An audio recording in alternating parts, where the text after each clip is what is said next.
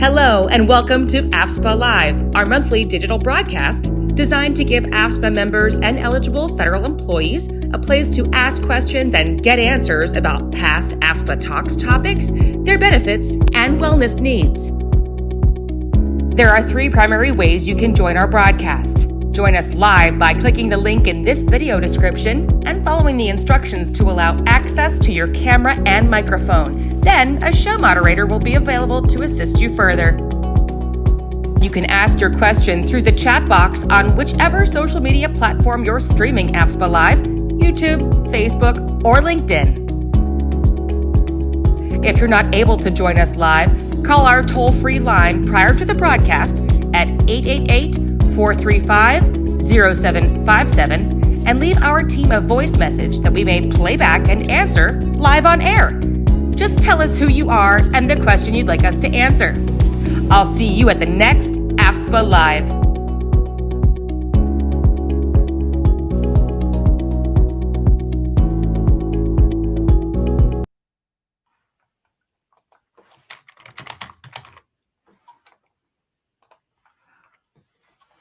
Okay, well, welcome to AFSPA Live. My name is Kyle Longton, and I'm AFSPA's Chief Operating Officer. And there's my colleague, Maddie Norton. Sorry. We had a little technical challenge there. Maddie, I'll let you, Maddie, of course, works on our communications team, and she'll actually be moderating today. So I'll ask Maddie to introduce our special guest. Yes. So sorry, everyone. It looks like we are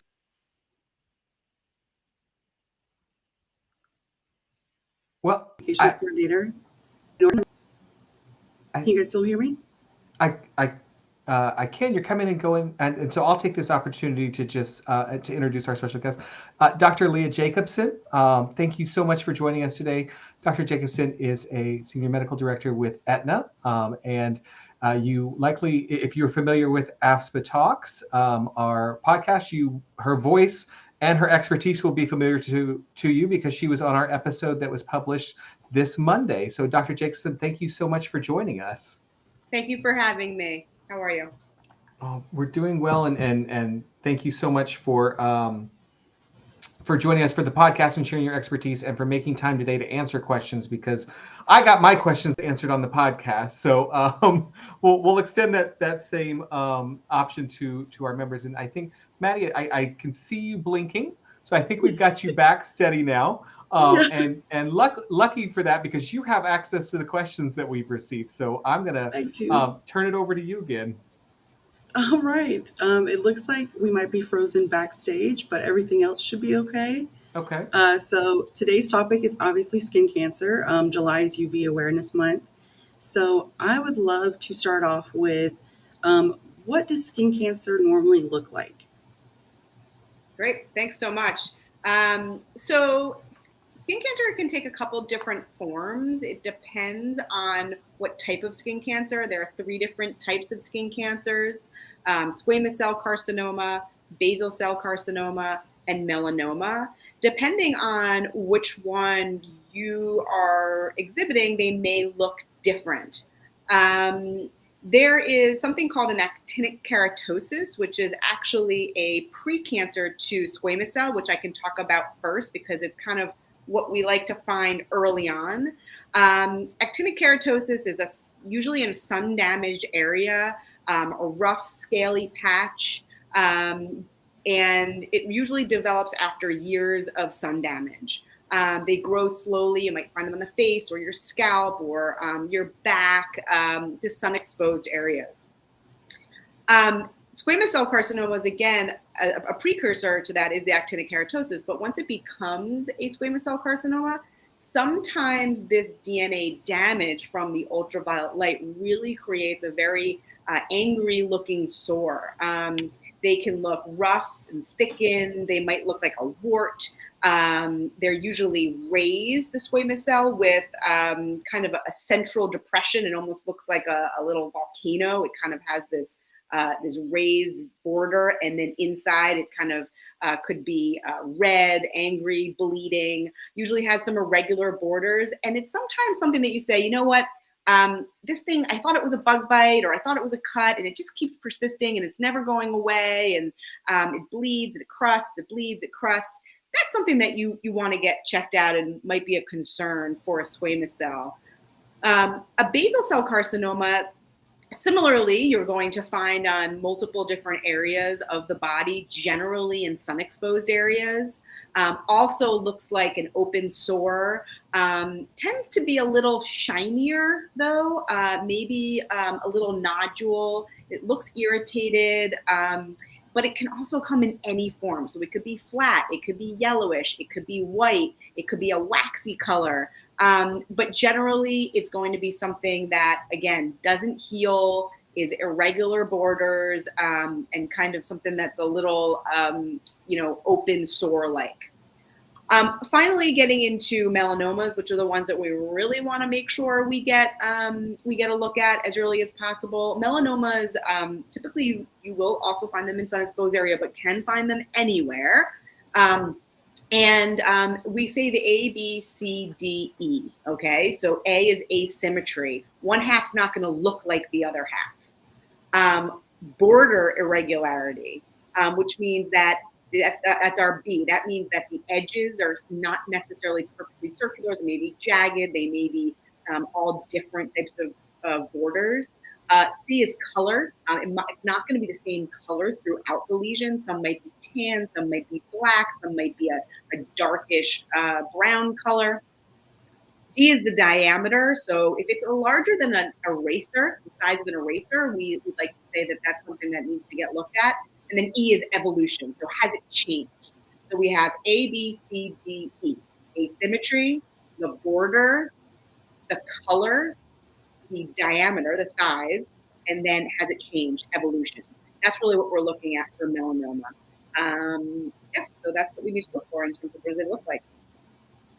All right. And it looks like, sorry, go ahead, Kyle. No, I was just going to say, I appreciate the A, B, C, D, E. That's something that's easy to remember. But Maddie, please go ahead. Yes, we have our first question from YouTube. Sally has asked, can you get skin cancer from other things in the sun, such as blue light emitted from devices?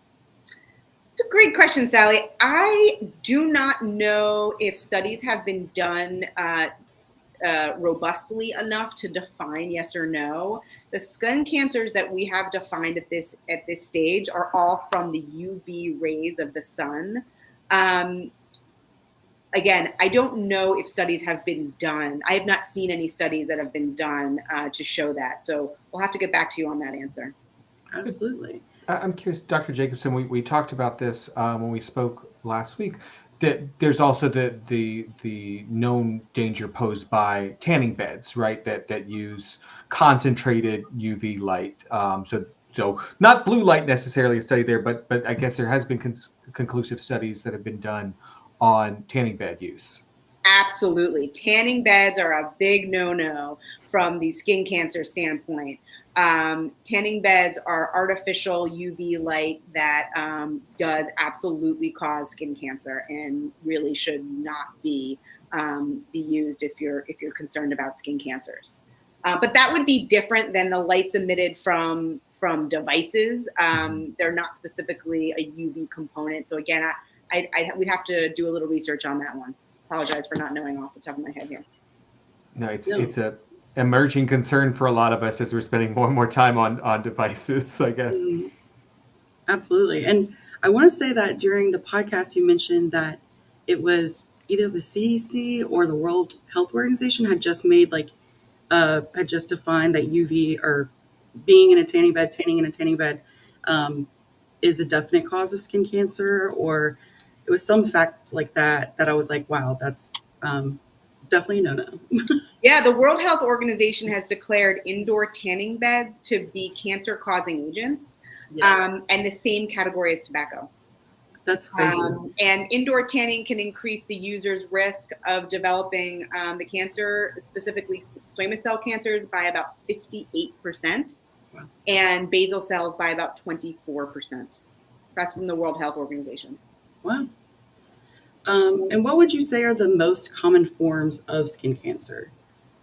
Yeah, so as we talked about just a moment ago, squamous cell carcinoma, basal cell carcinoma, and melanoma are the three types of skin cancer. All right, then maybe we should start diving into some prevention tips to hopefully not get skin cancer. So first off, I'd love to know, what SPF would you recommend to a normal person to be using if they're outside in the sun for longer than just a couple of minutes? Yeah, so I can get a little bit into the physical and chemical sunscreens. Physical sunscreens, which are also called mineral sunscreens, Mhm. are ones that are a barrier to your skin. So when you put on the mineral or physical sunscreens, we call them, they cause a barrier. So it does not allow the sun to touch your skin. It reflects the UV rays. They do not, the UV is not absorbed into your skin. These chemicals, generally you'll find in your SPF as titanium dioxide or zinc oxide. If you look at the back of a sunscreen bottle, we're generally going to say 50 or more is really the way to go. Titanium dioxide and zinc oxide is what you're looking for. These are the best skin cancer protectants if you need to be out in the sun. They create a barrier. They don't absorb. They don't allow the sun to absorb, your skin to absorb the sun rays. And they're kind of chalky white. They're hard to rub in. So they're not as popular because people say, well, it's not as easy as the spray ones. And the spray ones, the kids they're going so fast and they don't want it. They won't want all this white chalky stuff. So we use the chemical sunscreens. And the chemical sunscreens are typically, if you look at the back of your sunscreen bottle, it's going to be the oxybenzone or the avobenzone or the dioxybenzone. Those are going to, what those do, it's a different way that it treats the lights, the sun rays. This is going to allow your skin to absorb the UV rays, and then when it's there, there's a chemical reaction that happens that reduces the damage that UV is going to do to your skin at that time. So it's still helpful, absolutely. It wears off a little quicker. It needs to be reapplied a little bit more frequently. It's not as protectant as the physical sunscreens that I spoke of earlier, which is going to be the zinc oxide and the zinc dioxide. All right. The other things to consider in terms of barriers is, again, of course, clothing, hats, shade. When you're outside between the hours of like 11 and 2, in the sunny parts of the sunny months of the year, you really should have as much shade as possible. You should have a hat to cover your ears, your nose, your neck. You should be wearing long sleeves wherever possible. And you also, every time that you've exercised and it's been sweating or have gone in the water, you should be reapplying sunscreen every 2 hours or when you come out of the water. Good to know. And I think you kind of answered one of the questions we had just gotten from YouTube about, if I sit in the shade on a sunny day, should I still wear a hat? You should, absolutely. Shade, depending on what is causing the shade, may or may not still have some UV lights coming through. On a cloudy day, you can still get a sunburn. The clouds are not completely keeping all the sun rays from reaching your skin. Similarly, if you're sitting underneath a tree, it's kind of a speckled shade. There may still be some sun rays getting to you. So it really depends on what type of shade it is and what's causing the shade for you. But generally, yes, if you're in a sunny day, you really should, be having as much physical barrier as you can. And if it's a really sunny day, I think a hat, even in the shade's okay. Absolutely. And then how much or how often would you recommend someone to go to the dermatologist if they don't have any previous, skin cancer causes or anything like that? How often should someone go? Yeah, so if you're going to go to either your primary care doctor or your dermatologist, they're going to check for lesions, birthmarks, any pigmented colored areas that look abnormal in any way. Regular skin checks are very important, specifically if you've ever had a skin cancer in the past. If you've never had a skin cancer in the past, annually is going to be what the recommendation is, that you should go once a year.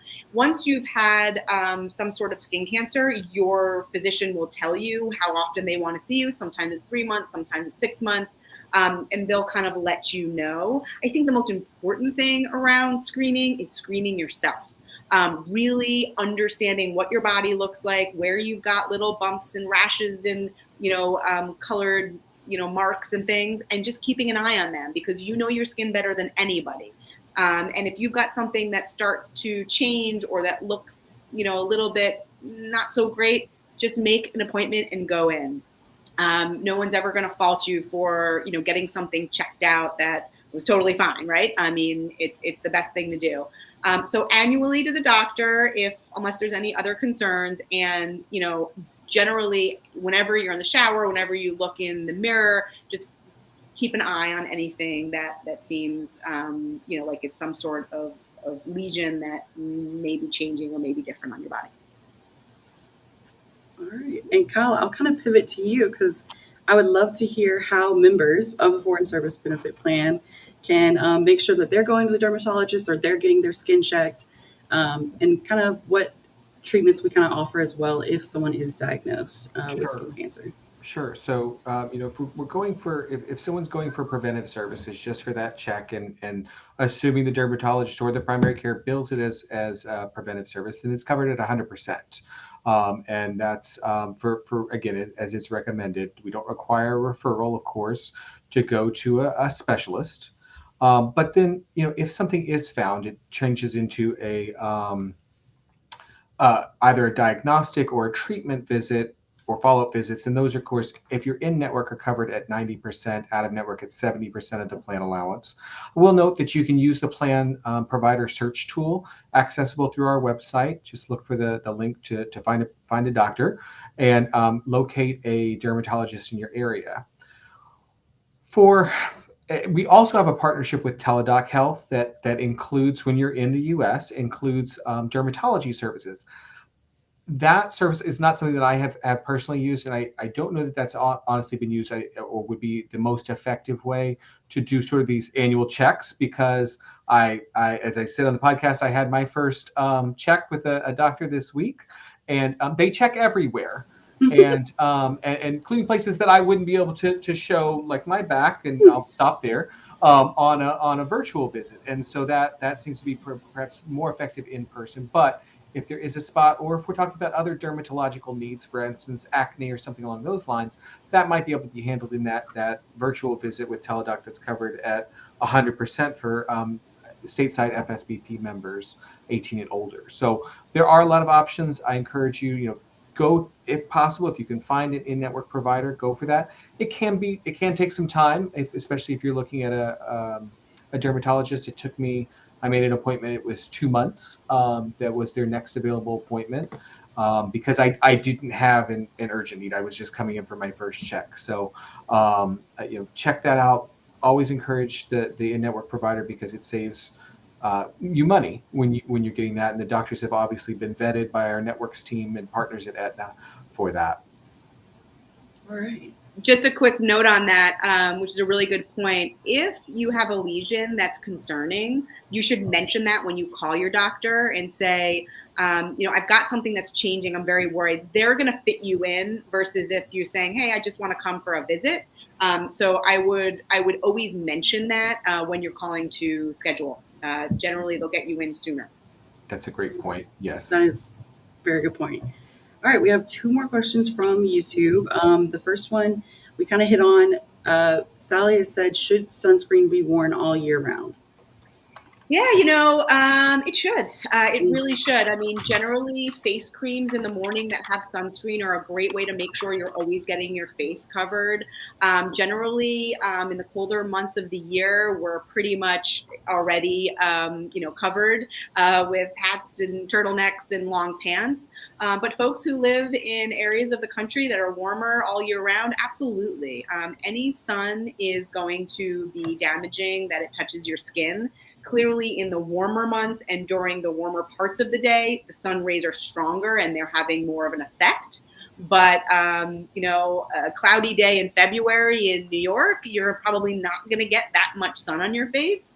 It doesn't hurt to have a face cream that you wear every morning with some sunscreen in it, even in the winter. All right.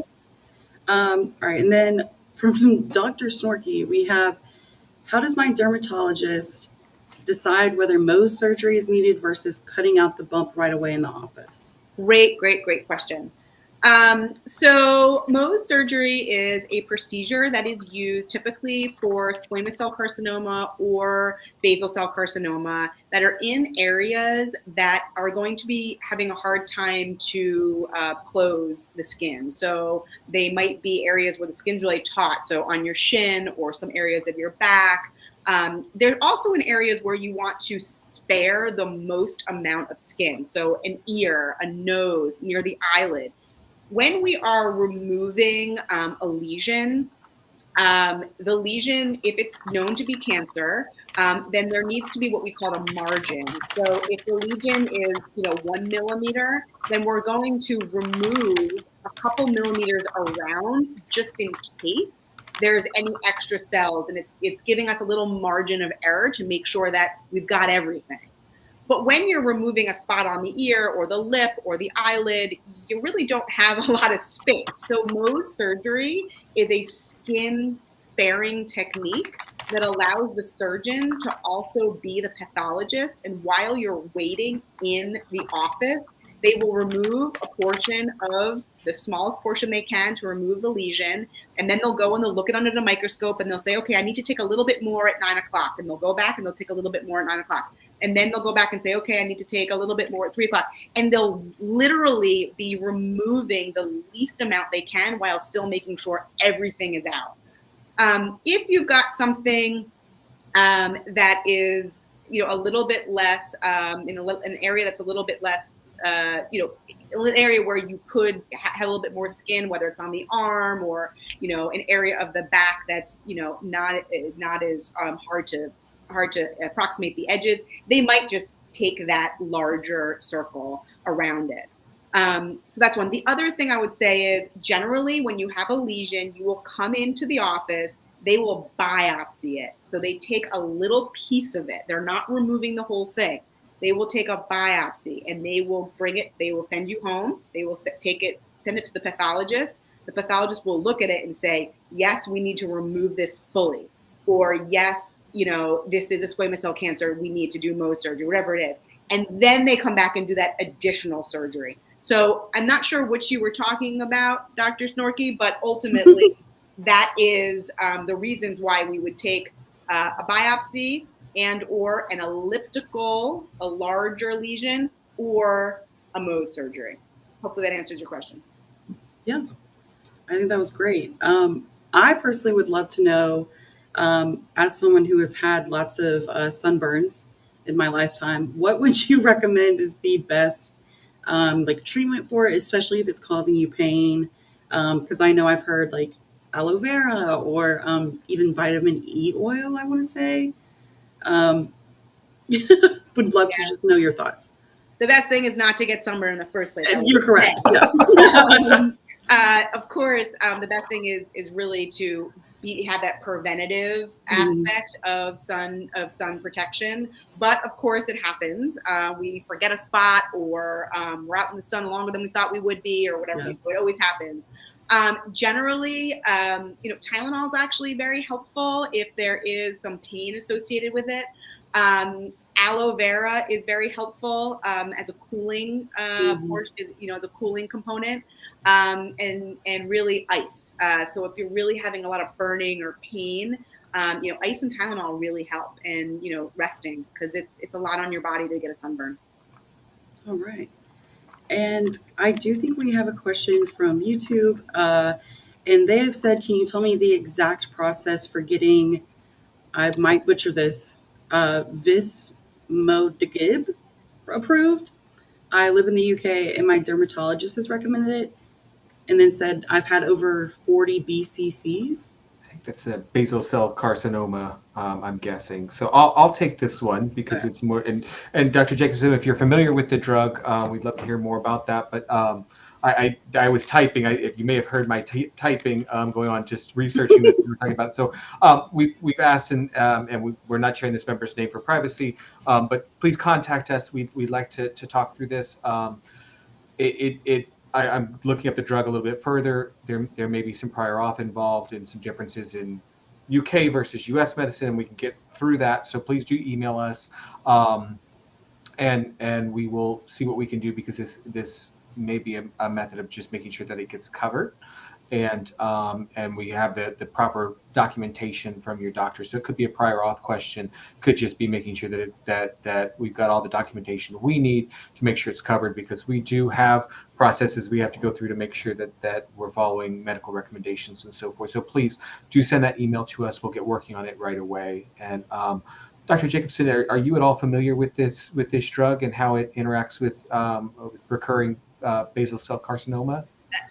Generally this medication's used for advanced basal cell carcinomas, and it's a type of chemotherapy that ultimately, you're 100% right, does require some prior authorization and understanding from the physician what exactly the diagnosis is and what's been treated. So again, case by case, it can vary what it's being used for in each individual patient, but generally, yes, you're 100% right. It's typically going to be something that was going to require some sort of a prior authorization review.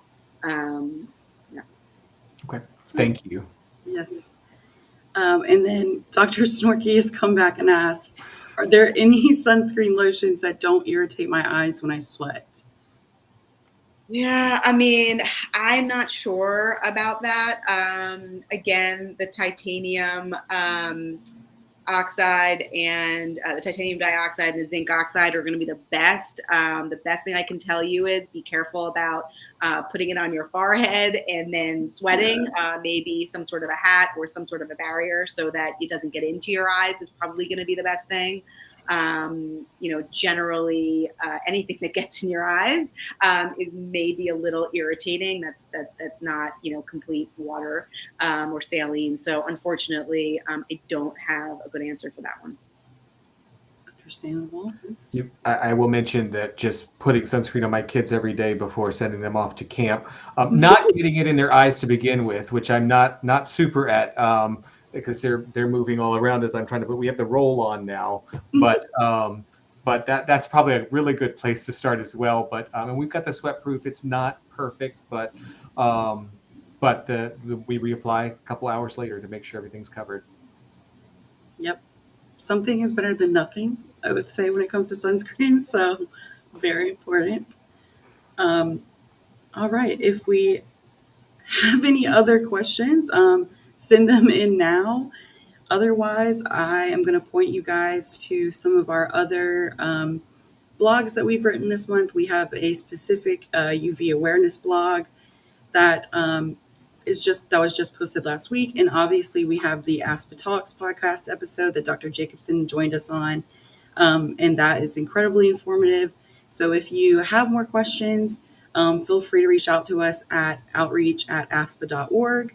Email us there. But if you didn't have a skin cancer question answered today, you absolutely can go to afspa.org/blogs to read the UV blog one, or go to buzzsprout.com or any of your streaming services, and you'll find AFSPA Talks there and get to hear even more details and prevention tips and different treatments from Dr. Jacobson. And I think that's all of our questions that we've had today. And I just want to say thank you so much, Dr. Jacobson, for being here with us today, and especially also being on the podcast. It was a lovely one to sit in on. And thank you. We'll be back next month, August 31st, once again. And Kyle, any other words? Dr. Jacobson, any other words? Thank you for having me. Yeah, sorry. Yeah. Thank you. No, I was going to say, I saw somebody in the comments recommended Korean sunscreens. I'm going to Korea, arriving on Sunday for a week to meet with some of our hospital partners. I will try that while I'm there, and back with the results maybe next month. So reason to tune in on August 31st. I'll also encourage any of our FSBP members who are tuning in. We do have a survey currently on the website to get some feedback from members. So if you just go to afspa.org and you click on plans, you can see the option there underneath the FSBP options. It's at the bottom. It says FSBP Member Satisfaction Survey. We appreciate your feedback. We've already got more than 600 responses so far. We'd love yours as well. Maddie, thank you very much. To our production team, thank you all for making the magic happen. Thanks to everybody who asked a question. Dr. Jacobson, thank you so much for all of your time this month and all of your expertise. We really appreciate it. Happy to be here. Thank you for inviting me. Thank you. All right. We'll see you next month. Bye, everyone. Thanks for watching our broadcast.